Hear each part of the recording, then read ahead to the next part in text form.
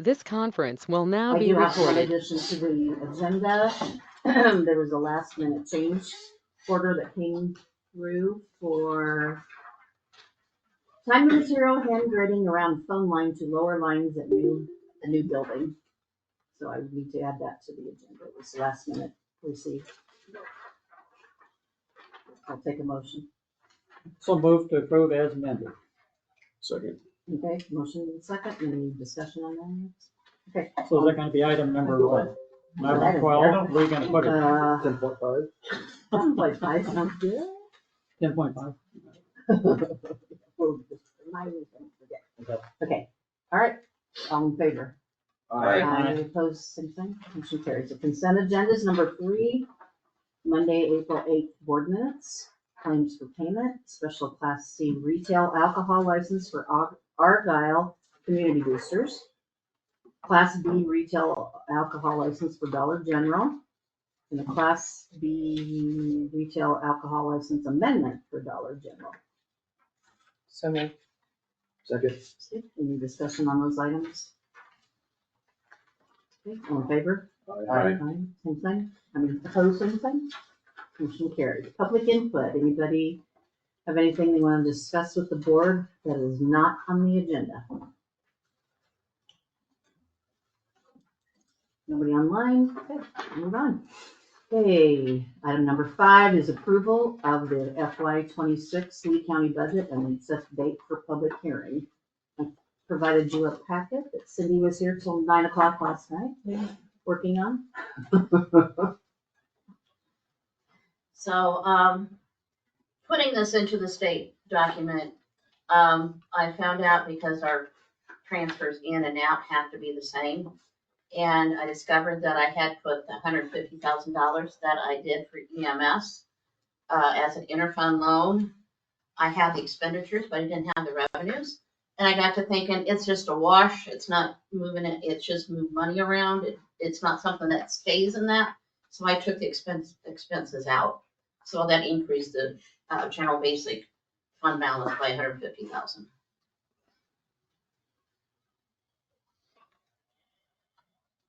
But basically, that is all of the changes from the last time. Last week.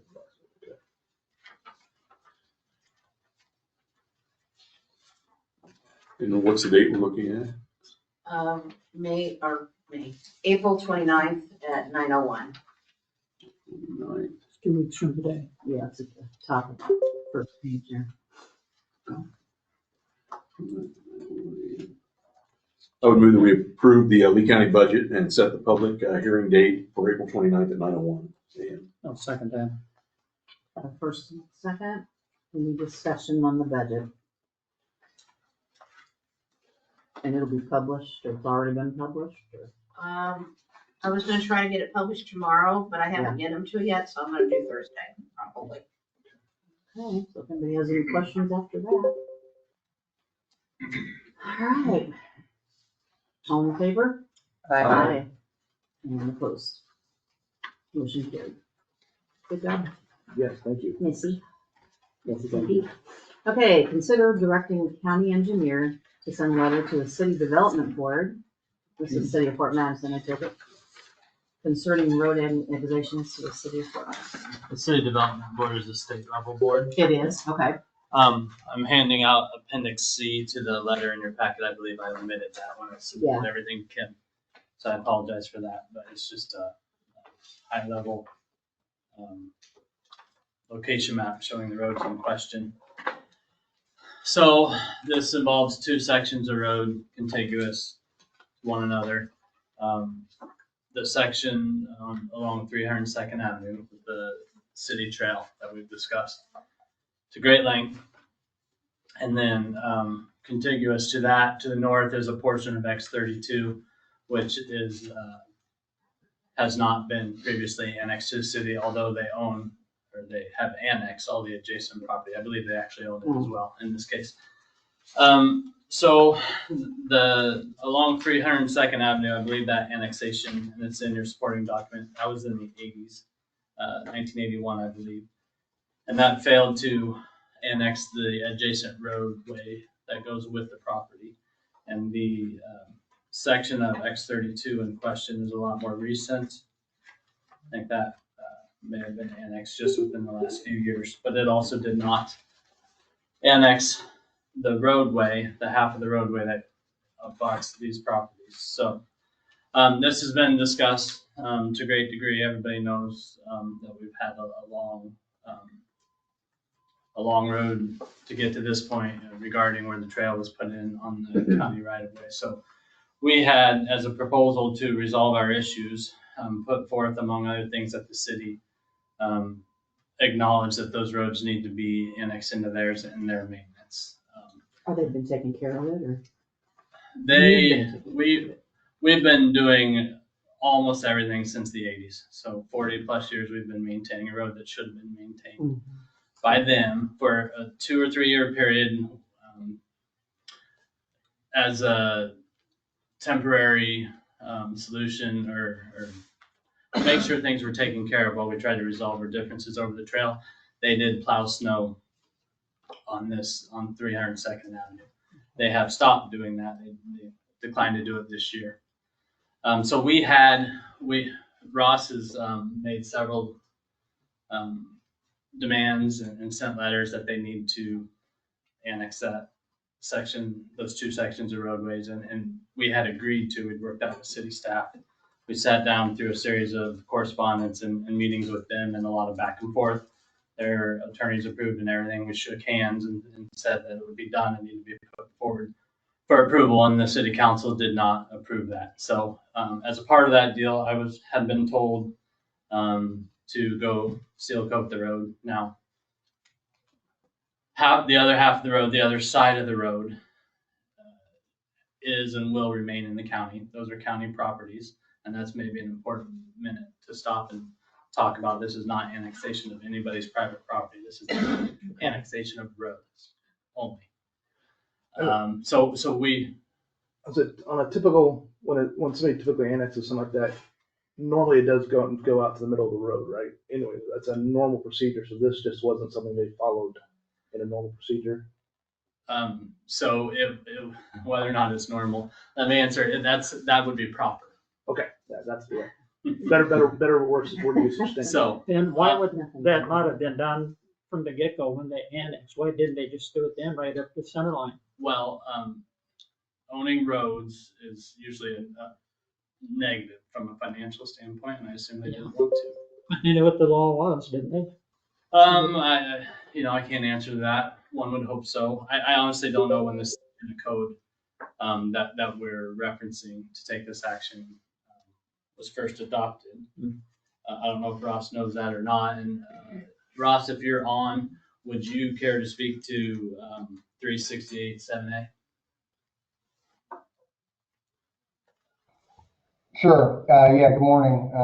So 368.7A, I'm trying to look at, it looks like it was added by Acts 1993.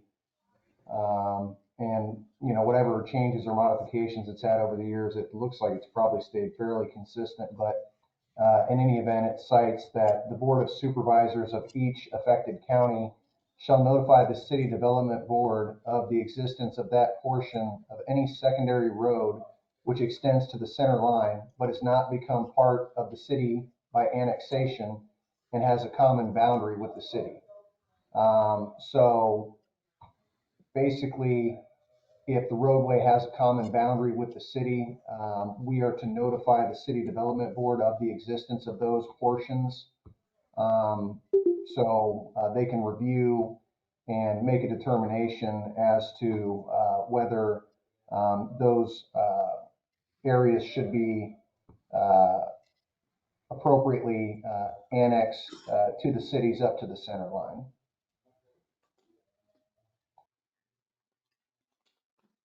We did, in anticipation of having the agreement, which we were told would pass, we seal coated the section road at our cost in good faith last year. So when we're turning over the road surface, is good. That we have issues with the drainage resulting from the trail installation.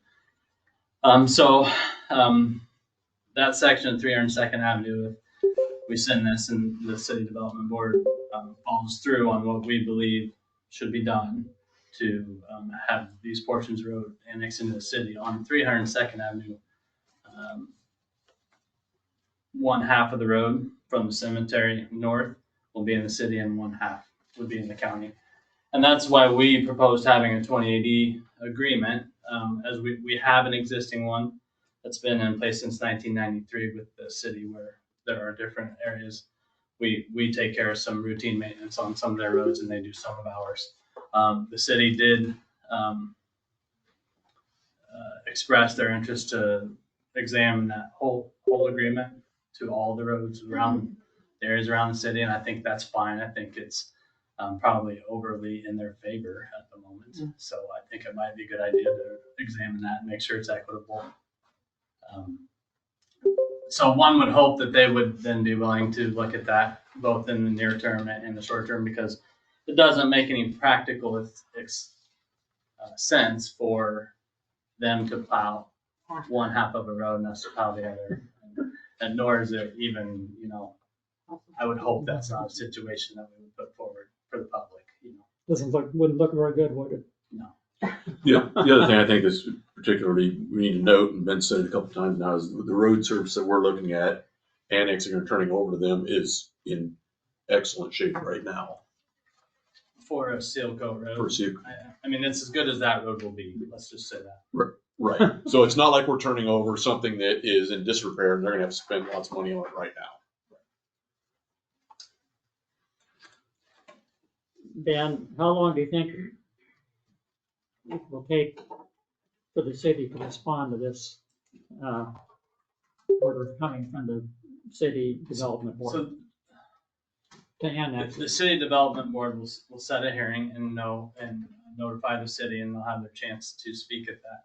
I also intend to carbon copy them. We haven't reached out to them ahead of this because we literally reached an agreement with this where they agreed to do it, but they didn't.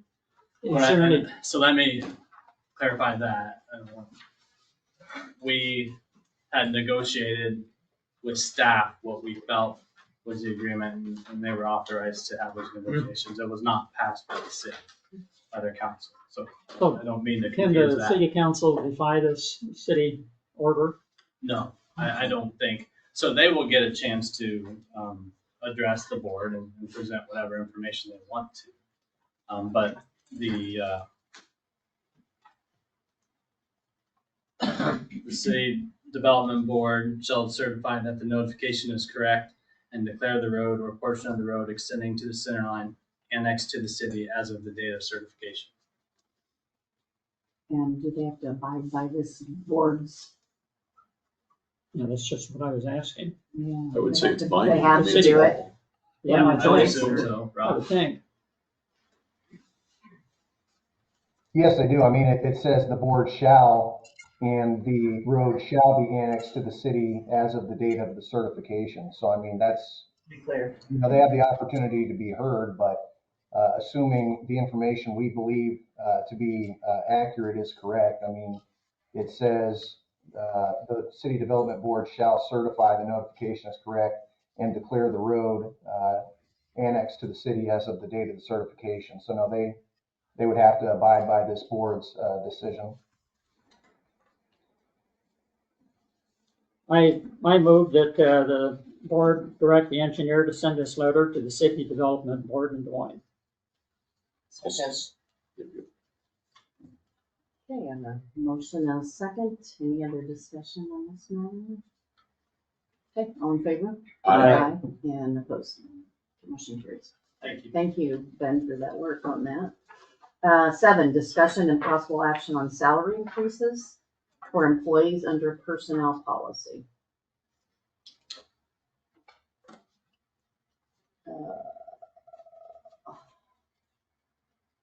Is there a document on that? Okay, so what is in the budget? 1.25. 1.25. And the recommendation by the comp board, correct? No, that No, was Concord personnel. doesn't make decisions. no, that was more, we went in But line with the we- unions. Is Right. that That what wasn't we're giving addressed the in the comp unions? board. No. No, they only do. No, I elected understand officials. that. I'm just saying that with the personnel policy. So in the budget that we did do what the comp board said. Yeah, yeah. Yep, got it. Yep. Just want to make sure. Entertain a motion. I'd make the motion since we've got it in the budget. Yeah, I'll second that. Yeah, we kind of already did it. Okay, we need more discussion. Okay, all in favor? I, And opposed? Okay, motion carries. Discussion and possible action on ancillary health insurance for county employees. I could say something about this. The insurance committee's met 3 times now looking at the dental, vision, and life insurance renewal policies. Looking at the dental quote, I think you have a copy of it there. The renewal premium for the dental, if we stay with MetLife, is going up 7%. We have an alternate bid from Delta Dental. That premium would go up 16%, over 16%. So the committee has decided, we'd recommend to the board that we stay with MetLife again for the coming fiscal year. And then looking at the vision quote, that premium is not going up at all. It's the same premium as it has been for this fiscal year, so this was an easy decision. The committee is recommending again to the board that we stay with the iMed company on the vision. And looking at the life renewal quote, we had some discussion here. If you look up here at the basic life, you can see that the MetLife renewal premium is going up almost 20%. Going up from 5,600,000 to 6,700,000. Going up 20%. When we look at a different quote from Standard, that basic quote is actually going down almost 40%, 39.61%. So the savings to the county, if we change carriers and go with Standard and leave the MetLife, the savings would be over $3,000, $3,336 to the Lee County in savings for its employees. But if you look down at the supplemental life, this is what the employees themselves are paying out of their pocket. In addition to what they get. This is what they're paying. The premium for them is going up 78% from the current premium. On Standard. Yes, with Standard. And so I figured up that it would cost our county employees about $22,700 more out of their pocket to continue with the supplemental life policy that they have this year. $22,000 more out of their pocket for a county savings of $3,300. So we decided, hey, let's be fair to everyone. We're going to stick with MetLife, pay the higher $3,300 premium for the basic life, and the renewal premium for the supplemental is going up 0% for the county employees. So we're saving them $22,000 with the county spending $3,000 more to stay with MetLife. So that's the recommendation. Okay, just to clarify, not everybody gets additional. And Correct? that's based But on there was quite a age. few that do, Yeah. right? Yes, Yeah. yeah. So it So- wasn't like they were gonna have to pay the $22,000. It was just, you just figured out I'm how just many employees we had. I'm just looking at the number that was in this printed page. It says that with MetLife, the total annual premium would be $28,900. With the Standard, the new carrier, the premium would be $51,600. That's a difference of $22,700. Now that's, as you say, that's just an estimate based upon who subscribes to the supplemental life. And that's collectively. Collectively, yes, Collectively, yes, not yes. one person. You were right, scaring the saying heck that. out of me. I know. for a second. I was But like, even, what? even that collectively, it's still kind of No, survey it- 22,000. It is, yeah. And do we know how many employees that is? Yeah, it's on here. Yeah, it's, Like 100, Yeah. Over 100. 108 people or 100, did it come 120, 100, it's above 100. so if it's 100, 112. 22,000, that's over $200. $112 it takes supplement. That's a lot. Yeah, so that's over $200 per employee savings. There you go. So where we were only gonna say $3,000. $3,300 savings to the county, but we're saving those enrolled in supplemental plan 22,000 collectively. I got it. I just want to put things in perspective. My brain was doing crazy stuff there for a second. So I would recommend to the board that the board accept the policies, accept the current Delta Dental quote, accept the Vision You're quote. going with the MetLife dental. I mean, the Yeah. MetLife. Yes, Keeping everything the same as. everything the same as it is. And, yep, and staying with MetLife for the life, basic life. All three, same And that's same company. unanimous on our insurance. Is that a motion or? I'll make that as a motion. I'll second that. A motion and a second. Any other questions or discussion? on that? Nope, okay, all in favor? Aye. And opposed. Okay. Second reading of the 911 rural addressing ordinance. We approved the first one. I make a motion that we approve the second reading of the 911 rule ordinances. I've not heard any comments I from anyone. don't, no, I think it's a good solution to their issues. I mean, just for any comment, that what it's really doing is it's allowing 911 addresses to be made without changing the entire system across the entire county. We've got a lot more properties, rural properties specifically, that are being subdivided, and we quite literally run out of numbers without adding another digit. If you add another digit, then you've got to change everybody's address. So rather than do that, this was the fix to doing that. So A good fix. Yeah. Okay. You have a motion in a second. Okay. All in favor? Aye. Opposed? Motion carries. Yes, okay, the number 10 is approval of a resolution setting public hearing on proposal to vacate and convey a certain platted county road within Washington Township. Anybody have any background on this? Sure. Ben's gonna help me on this one. So Okay, this was a former portion of 190th Street. I believe that road was rerouted to tie into the new paved road of J50 at the time the bypass was constructed, so 2010 or 11, sometime in that area.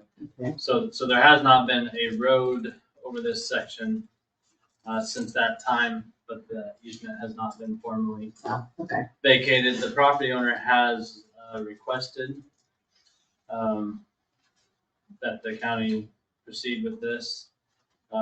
We reviewed it for utility permits. I believe there are quite a few utilities present based off of permits and based off of markers. I know for certain there's a gas line remaining in this area.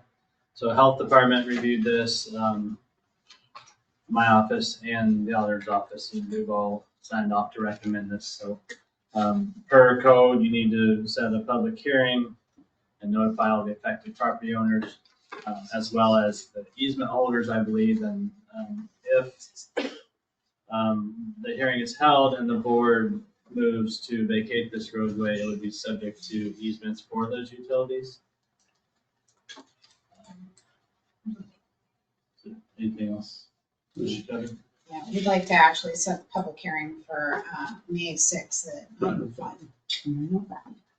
I would move that we set the public hearing on the proposal to vacate and convey the platted road as indicated within Washington Downs Township for May 6th, 2025 at 9:05 a.m. I'll second that.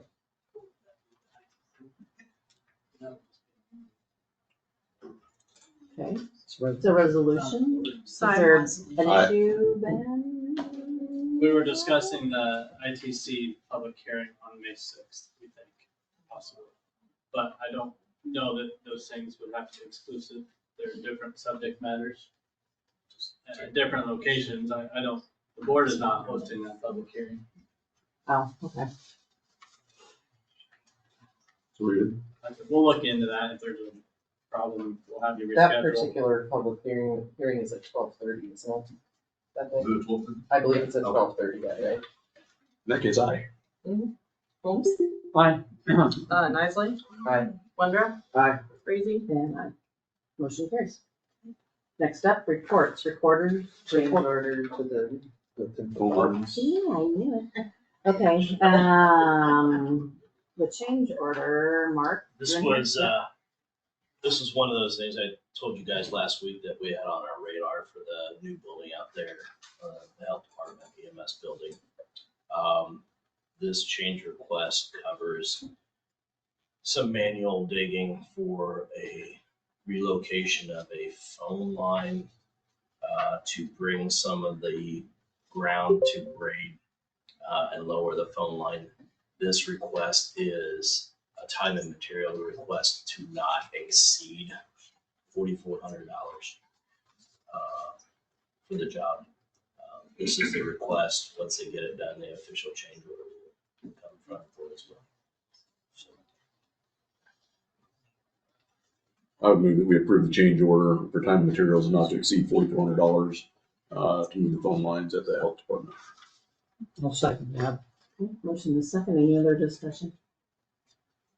All in favor? Aye. And I'm opposed. Motion carries. Now, recorder's report of fees collected and sheriff's report of fees collected, which you should have in your packet. These are just received and filed. We have some personnel actions up next, part-time new hire for EMS and a position transfer, that's from full-time to part-time. We do need a motion for that. I'll make the motion to approve those. A second. Okay. Or, Motion second, any discussion? All in favor? aye. Motion carries. Okay, committee reports, Ginger? Gary said it on the Board of Health for me last week. Best U Coalition met, and it was a reiteration of the drive meeting that took place with the ISU substance use and intervention monitoring system being worked on. They did make note that that dashboard could be used to help make decisions on spending the opioid money. They are looking to build membership and kind of get on the people's radar. On May 13th, they're sponsoring a training on compassion fatigue. I've got Southeast Iowa Community Action Agency this afternoon. And I think that's about all I have. All right, so last Tuesday, and after our board meeting, met with Inland Benjamin from Buchanan Economic Development. Got my little booklet to get all kinds of speed on Buchanan Economic Development Group, what they all do for us, and how they help us, how we work hand in hand together. That was a nice, I don't know, almost an hour-long meeting. We went through their steps, how they do, all that kind of stuff. So it was very good, very informative to help me get kind of up to speed. Then last Thursday morning, Dr. Holmes and I, we toured the landfill. And that was quite an interesting behind the scenes look at just what all goes on there, how far out they have to plan, their future. I mean, they're not, It's really quite an 40, amazing 50, operation. 40 years out. It's very impressive. And just, again, how they have to deal with EPA regulations and how it's changed over the years and how it's better and worse. But it was a very good and the informative tour to get us caught up to speed with what's going on there. And that's the board I'll be serving on with that one. Like Tim says, they are always planning 5 and 10 years out. They have to do it that way, at least. It was very informative, very good. And then that's right, we had a legislative forum. That was always informative, let's put it that way. Very good. And that was it so far. And then, so that was a slower week for me. Yeah, really. Getting in a routine. Yeah. Yeah, okay, thank you. So, anything? Okay, so last Tuesday, the Lee County Conservation Board met. The board approved the purchase of 2 paddle boats for just over $11,000. These boats will be available for rent at Pole Miller Park this coming summer season. It approved a quote in the amount of just over $28,500 for the purchase of tables, benches, and chairs that will be used to furnish the new outdoor classroom building. In a joint venture with Henry County Conservation, a federally funded AmeriCorps team will be working in both Henry and Lee County parks May 2nd through June 23rd, making minor repairs to buildings, painting, and in general sprucing up the parks in both counties.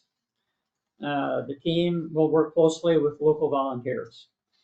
The board hired 4 seasonal employees, 2 of whom will staff the Pole Miller Beach House, with the other 2 roaming the county parks doing mowing and the usual summer maintenance. Camping reservations and cabin rentals have started to pick up. They did last month during the month of March. The board approved campground host contracts for each of the 3 major parks for the coming camping season. Each host will live full-time in their respective park and help ensure that the campers and visitors enjoy their stay. And finally, the 2 environmental educators gave 48 youth and adult programs last month. And then, as we've mentioned earlier, the insurance committee met last Thursday to finalize its recommendations to the board for dental, vision, and life insurance for the coming fiscal year 26. Can I add a little bit That's to it. that? Sure. So like one of the paddle boats is being covered by 100% by the foundation, our foundation. And then on the outdoor classroom furnishings, all that's through our grants and donations that we raise too. So I just making sure that that's highlighted because we do a really hard job of coming up with outside money to fund these things. And then the AmeriCorps team, you'll see them out and about there. So under AmeriCorps, there is different branches, and this is called NCCC, so National Civilian Community Corps. Near and dear to my heart, I served AmeriCorps in 2002 to 2003. It's a 10-month program. It's where I served in Charleston, South Carolina, and it's where like 8 to 12 people from 18 years old to 24 years old, so there's a strict age requirement on it. They get put in this group. You serve for 10 months and you work with different sponsors. And so we're sponsoring with not only Henry County Conservation, but also Homestead 1839, which if you go to Menards, everyone knows where Menards is in Burlington. It's that farm across the street. So we're going to share this team and we have a strict calendar and they'll be doing all sorts of different things. So I'm hoping they can pop in at some point. Just because I think it's awesome. Yeah. They're coming. I'm super excited. Their main campus is in Vinton, Iowa. Okay. A little closer than Charleston, South Carolina. So so I'm excited for them to come, and I really want everyone to like welcome them because it's awesome. They'll be from all around the United States. Okay. Yeah, thank you, Heather, for that additional input. It's a cool thing. So I'm hoping the media can help me cover some of their stuff, and it's a pretty cool program.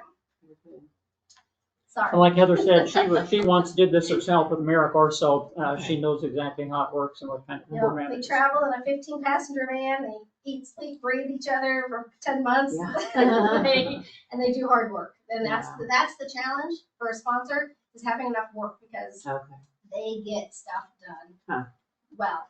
So they'll be removing invasive species in our parks specifically, and that's a task that never goes away. Oh, yeah. Right, so that concludes my report. Okay. Here. Right. So on Wednesday of last week, I had a fire and EMS association meeting in West Point. That went very well. Again, brought up the 911 addressing thing there. Talked with the fire department and the EMS association for Lee County. That you are going to be coming to the board at some point to make a presentation. I do believe they're going to have more people on signing up, which is very encouraging for EMT as well as EMR training. And so they maybe have a slight shortfall because of the volume of people that they've got to be able to cover those, to reimburse those that pass the class. And so they may be making a presentation to us sometime here in the near future, but just to give everybody the heads up on that. Other than that, it was a great meeting, attended by the vast majority of the fire departments and EMS providers in Lee County. Don't know, anything else to follow up, Mark? No. Is that pretty much covered? That's it. Yeah. Then, as Ginger mentioned, met with the health department. My first time being at the health department. It's wild to be going to one of their meetings because of the range of subjects that they cover. Everything from going to restaurants and viewing them and how they're dealing with their business to septics in the county and what's going on with those. On top of that, shots and vaccinations and things of that nature, along with dental, along with programs that are far and wide that support families. One of the first things we did talk about was the budget. I don't know if I'm sure you want to hit some of the budget highlights. I know one of the big ones. Extremely underspending the tax. That's the one I was going to go. I was Our going to. revenues are over what we predicted, and our expenditures are way under Way what under. we predicted for needed tax support, so we're very happy, pleased so far. So I want her to be able to give that news. I mean, that was very encouraging to hear. I credit all our employees. We're working very hard with less to do more. So. And then the other thing that was brought up, we talked about, sort of at length in the meeting, was that a lot of the grants are focused now on preventative nature. I believe it was Population health prevention. Yeah, so like 75% of the grants are looking toward the prevention side of things versus the reactive side of things. And so that's going to be what I took from the meeting, or at least I got the feeling, being my first meeting, was that that's a big shift for them compared to what in the past there was more wide open grants. Yeah, that weren't our really- local public health services grant, which is usually what we get to provide public health services, it's like $89,000. For the last 3 years, they've been shifting less from direct service to more prevention or population health focus. And this year, we're hitting that 75% requirement, which we've been shifting anyway because we see that as a need in Lee County. So it's moving in that direction. It's When you talk about educational grants and prevention health, are you putting on programs in, or how is that implemented in the field? Well, most Prevention. of our grants, like our home visiting service, that's prevention. We're trying to prevent infant mortality, morbidity, child abuse, neglect, addressing risk factors more on a prevention focused lens instead of reaction, like people have to have services because they got into some sort of issue. So we're trying to focus more on preventing and supporting and providing education. In our dental, it's all preventive.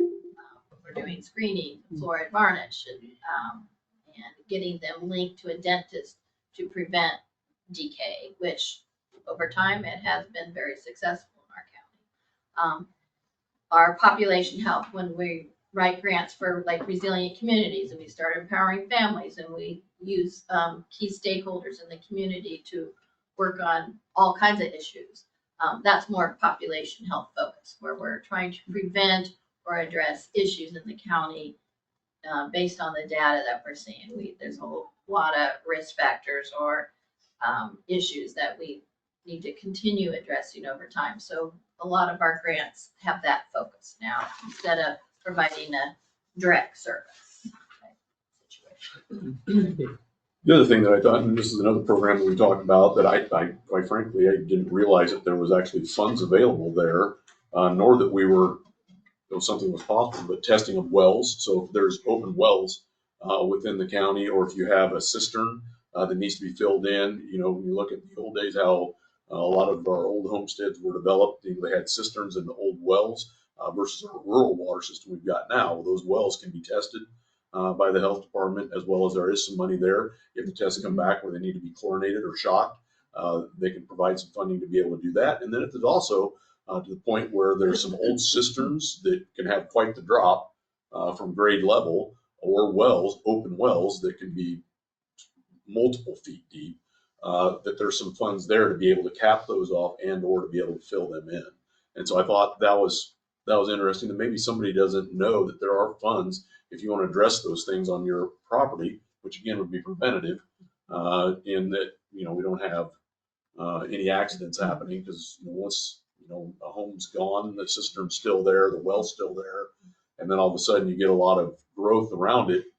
As people go out, they do their mushroom hunting, they do their things like that. There's always the opportunity for something really tragic to happen. I know in Van Buren County several years ago, that exact thing happened. An elderly woman was out mushroom hunting and never came back, and she had fallen into a well. So at that point, that's been years and years ago. But it struck me as when we were going through the briefing that there's funds there, and there's not really kind of one of those funds that are underutilized. And I just encourage anybody, if you've got something on your place like that, to be able to reach out. That's something that they can do.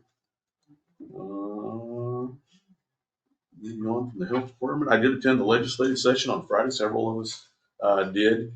I thought that was a good program. It did sound to me like 100% they're going to pass. The legislators were very adamant about they are going to pass something with property tax reform, and it'll be something fairly big. And I think it's fair to assume. I did use the word assume, but I think it's fair to assume that it's going to be very close to what this last change that came out less than a week ago, last Thursday that came out. I think that we need to definitely take a look at that, see how that may impact us, and then make comment from there. Some of the highlighted stuff that was in there was, instead of a 25,000 homestead credit, it doubled to 50,000. How's that going to impact? And then there was, which I was very encouraged to see, a CPI, consumer price index, inflationary index allowance trigger, if you will, to allow us to go to that 2 or 3 or possibly even 4% increase if we would need to. Don't feel that we necessarily would need to, unless of course the CPI caused that. But there is definitely a drive and desire for them this year to pass something, and they've made it pretty clear, I thought, in the meeting, that will happen this year. So I think we can anticipate that going into next year. Other than that, I'm trying to think what else. Did we talk? Was there anything else that really stuck out? Legislative meeting, I can't think of anything. There was some talk about 967 House file. We're still looking at that as far as the correctional officer, or I should say correctional officer, because protected class, it's actually wider than that. That would actually affect both EMS, correctional officers, and conservation officers. That's something that we're digging into a little bit more. But other than that, it was a good legislative session. I think they're going to have one more, if I heard them say that, out at Lee County Economic Development. Wrap-ups. Yeah, wrap up this next month. This coming week, I had a meeting this morning. That's where I thought I was going to be late, but I actually made it on time with the Port Authority. I had a meeting this morning, and Danville Telecom had approached them about buying out. There was a provision in the backbone to have a 10-year payments over a period of time, and they've reached an agreement at this point to actually buy that out. And so there'll be more information forthcoming on that. I believe that was approved this morning for that buyout process. It was, I think, good for the Port Authority. It'd be good for Lee County as a whole. What does Danville want to do with that? Why do they want that property? Well, it's the backbone. It was going to be theirs in 10 years anyway. They had agreed. So as part of our agreement years ago, if we go back to, I don't know if I can put all this together because it's been a minute. But part of our ARPA funding went toward creating broadband expansion in Lee County. That expansion dealt with the backbone. When I say the backbone, connecting the two north and south fiber optic networks that came down into Lee County but were not connected. So that backbone connected them, which gave us resiliency and allowed for higher upload and download transmissions. Danville agreed to put that in. They put some money with it. We put some money with it. At the time of the initial agreement, we were working with the state to get some additional money from the state.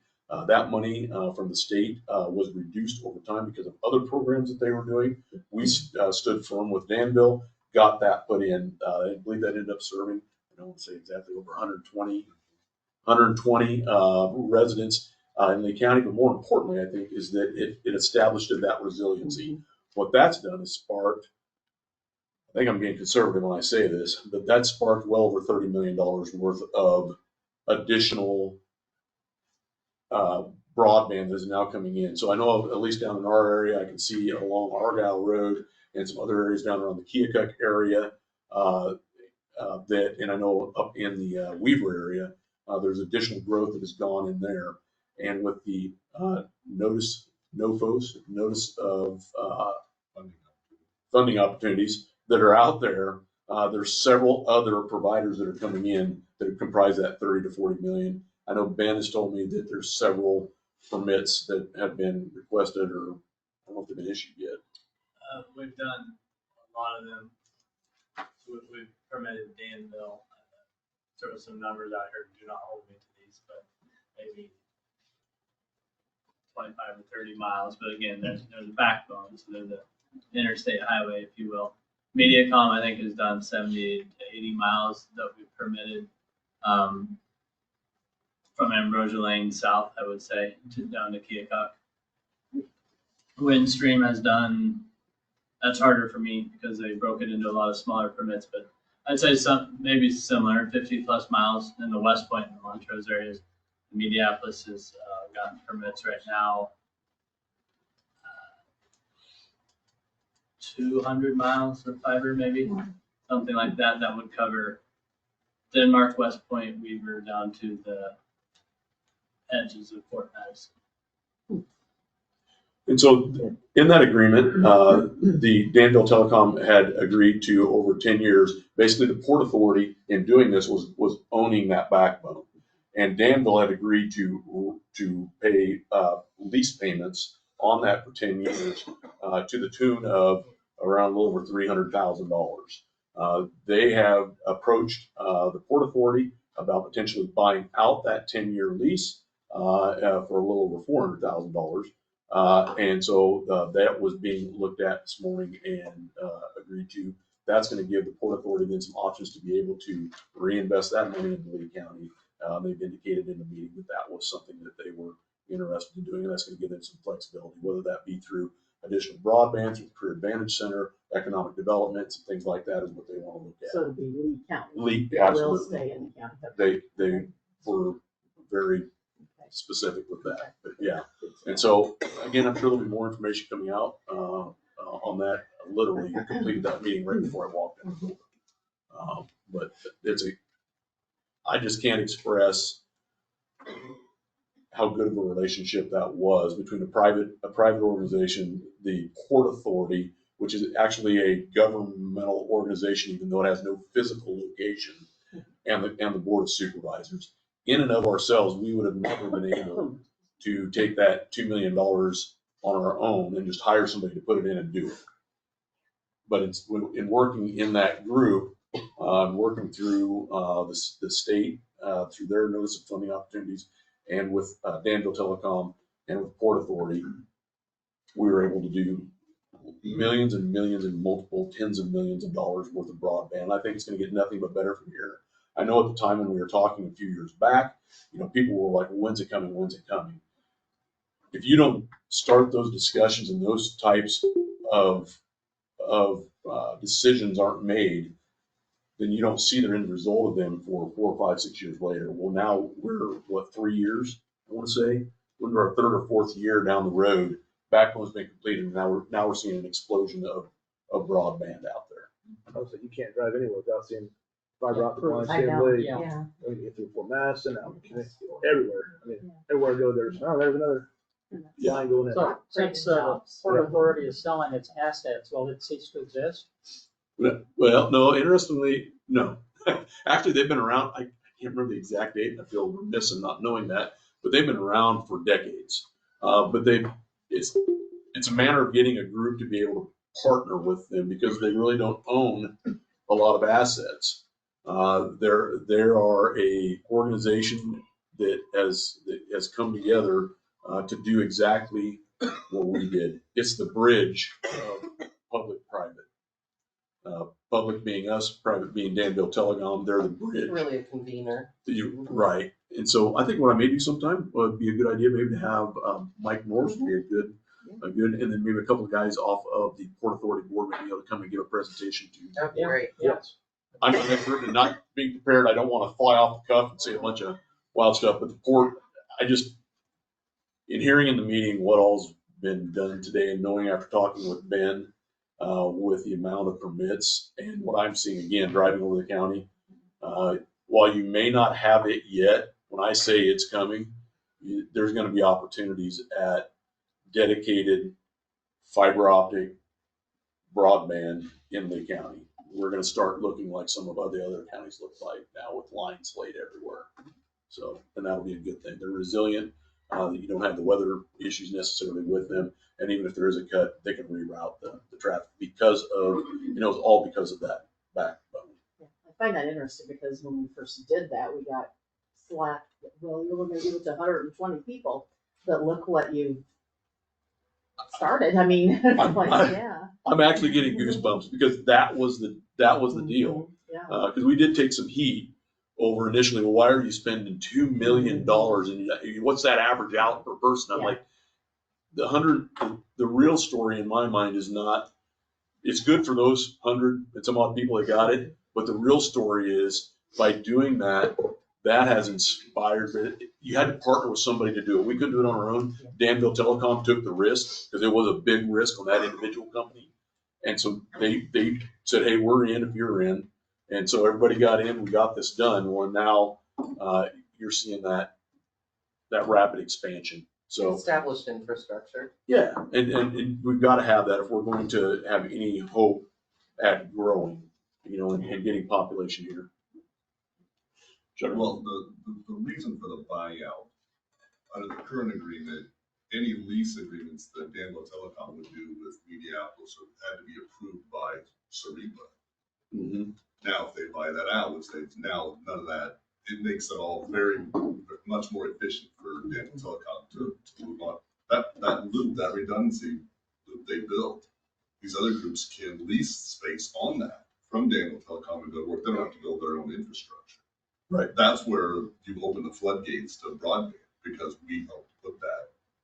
The county helped put that in. Yeah. And now all those other people can come in and access it and provide all the service. And then getting out of the lease agreement allows them to be much more efficient in getting that done. They don't have to go through the process of Sariba. So that's why they bought that. Yeah. What it does is it just exactly what you said. It allows the rapid expansion to happen. Expansion was going to happen anyway. This allows the rapid expansion, and it was a better deal for the Port Authority because they actually got more than what they would have got over 10 years. Yeah. So Right. when they got it now, which affords them the opportunity again to reinvest in Lee County. So it's a win. It's a win all the way around.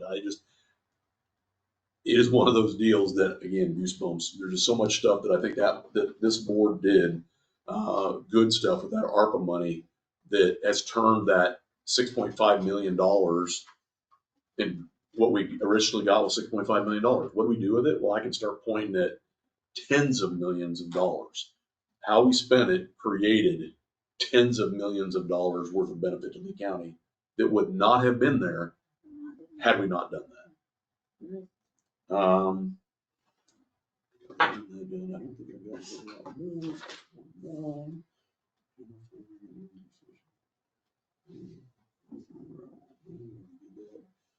I have got a trip planned here in the near future to go to Grant County, Wisconsin to see a battery project. So it looks like there's several of us will be going from the county up there to take a look at that project. And it is a mirror to what is going in the Green Bay Bottoms for the Alliant project down there. But there'll be several of us going, Including the first responders. and too. first responders from the area. There's a large group that's going to convene up there at 10 o'clock in the morning and just take a look to see what it's actually going to look like, ask any questions that we've got. But I think it's important. Sometimes it inspires other questions if you can see something that's actually there. I'm pretty visual myself. I like to be able, when I see something, I kind of go, hey, wait, what about this. So we'll be doing that in the near future. I think that is next, the 25th. Yep, so that's on the 25th. Other than that, that's all I've got. Okay, thank you. I had a Rust meeting, it was kind of a run of the mill business, but, what I find interesting about the Rust meetings are it's a good opportunity to talk to other counties.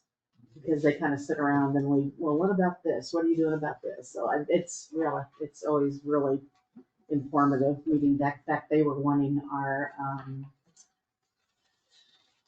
ordinance that we passed about, the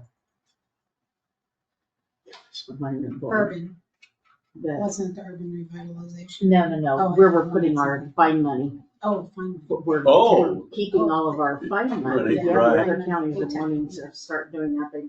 Like Henry County, they read in the newspaper and all that, and so they were all wanting a copy of that ordinance. So, yeah, interesting. Of course, we had a budget workshop to finalize the budget. The insurance committee met, of course, like Chuck said. I did attend a legislative forum, and what I got out of it, and I won't forget this, our senator said, I want the cities and counties to feel the same squeeze that taxpayers have felt. He did say that. He did say that. That was word for word. And then when the city was like, well, we have been, and he didn't want them to fix roads. He said, no, fix any roads. I was like, well, that's just gonna create problems down the road. Yeah. But he didn't want to even fix the roads right now. We don't do it now when Yeah. you're gonna change a $20,000 project into an $80,000 project. You're just gonna put it off, make it worse. Well, I think one of the big concerns too, and it was brought up by several of us there, and I know Ben's got some big concerns there too. But there was a change in the secondary roads formula, and they almost made it to the point where, hey, we're giving you the ability to not do that, which I think is a big mistake, and we talked about that. And so we would like to see the transparency thing. That's what I brought up with them when it comes to that. But I would like to see that levy kind of removed and it be its own levy, so that you can actually have complete and utter transparency. People know exactly what money is going to the roads and how much is being funded in the roads. But again, those are discussions that I think that we need to make sure that we're expressing as we go forward. Because I will say, on their behalf, they are changing things. I mean, they are taking our comments and things are moving, whether we agree that they're moving in the right direction or not. They're very much doing this out in the open. So they put that out last Thursday. It's only been out now, less than a week, but we need to make sure we're making comments. And I think you both identified that's secondary roads we need to make sure we keep a focus on that, because nothing, as we just talked about, broadband being the infrastructure for the internet, our road systems, that drives everything. Economic development, emergency response, whether it be sheriff or ambulance, no one goes anywhere if the roads, the bridges, and the infrastructure is not kept up. There's no. I think they also considered lowering that local effort amount from 75 or 79% to 50%. Is that correct? Would that be beneficial to Lee County, or is that going to actually slow down roadway development? Well, so I actually have a handout for our later talk when we talk about the 5-year program. I was going to address that then, but to address your question right now, it would allow us to do less, which I seem to be happy with. It would avoid the sanctions by the state, or at least prolong it. It actually doesn't avoid it, but it punts it, kicks the can down the road, because you still are going to get squeezed where your the valuations. If the transfer to roads raises with valuations, that has to come up with property valuations, and the growth limiter is going to reduce the levy. So you still have the squeeze where the secondary roads part has to come up with the total budget. Cannot go up as fast. I think we used the analogy of a cliff last time. So what I'll get into a little more direct later on, but I'd say the irony though that no need to fix roads is I cannot reconcile that with the incessant legislative actions to increase the demands of the roads. We're continually allowing heavier and heavier loads, and at the same time being told not to Yeah. support them. I don't know. I mean, we're just, Mm-mm. I'll save the rest for later. I could say too, just as an example of that, I just got called, I can't remember exactly what day that was, Friday, Thursday, they all kind of run together anymore, but I actually got called by a resident to come to his place to look, and it was one of our seal coat roads. And, you know, it had some damage and it had just been resurfaced last year. But when you looked at, while I was sitting there, we had several heavy, large semis, dump trucks go down the road. In the 30 minutes I was there, I'm going to say anywhere from 4 to 6 heavy. It wasn't just local traffic. And so when you put those larger loads on those roads, they won't hold up to that. So we have to look at doing something with that. And I know that all systems permit by the governor that's a real concern, because depending on where our businesses are located, and if they're able to pay a permit fee that we don't necessarily see the benefit of, it doesn't equal the damage that's done, then they can run anywhere. And then as they tear up the roads for our local residents, I don't know how we reconcile that to keep the infrastructure there. And the last thing I was gonna say was, I picked up my granddaughter and went out to the egg hunt with conservation. You had a good crowd. Is that That's the usual? biggest Or we've had. it wasn't the biggest? Yeah, Yeah, yeah, there was a lot of 426 people there. Yeah, We counted. yeah, you guys did a good job. It was fun. It was a good time.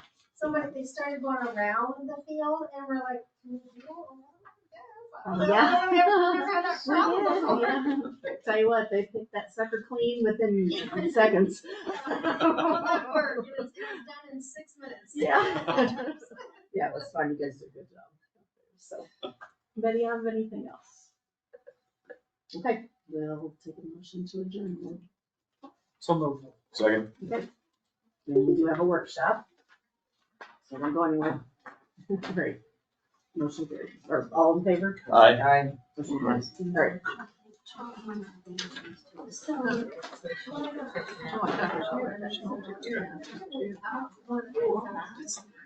I know. I know, sitting here is horrible.